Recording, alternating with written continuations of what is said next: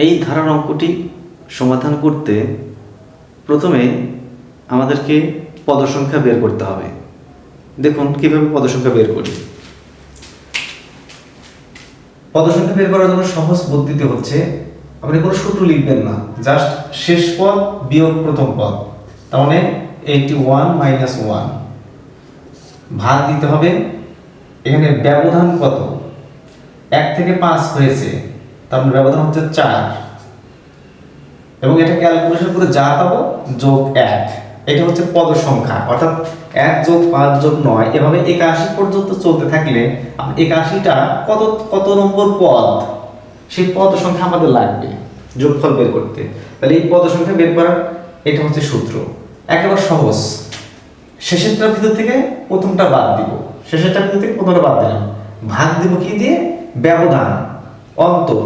1 থেকে 5 হয়েছে মানে 4, 5 থেকে 9 হয়েছে মানে 4, সেই 4 দিয়ে ভাগ দেব।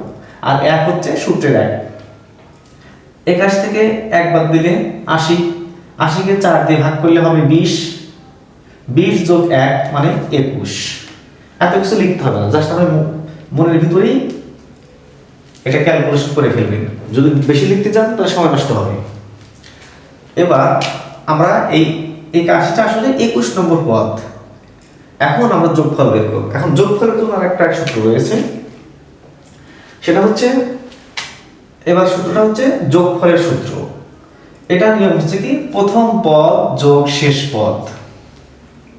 প্রথম পদ 1, শেষ পদ 81।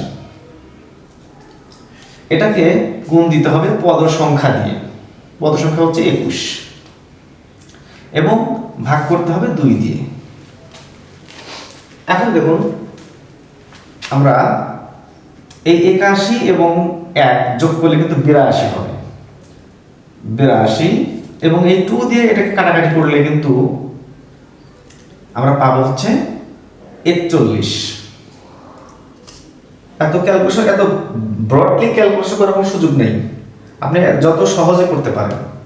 আর 41 গুণন 21, হ্যাঁ 41 গুণন 21 এর ফল যেটা হবে সেটাই হবে আসলে সঠিক উত্তর। এখন 41 এবং 21 861, অর্থাৎ এটা সঠিক উত্তর। আশা করি বুঝতে পেরেছেন।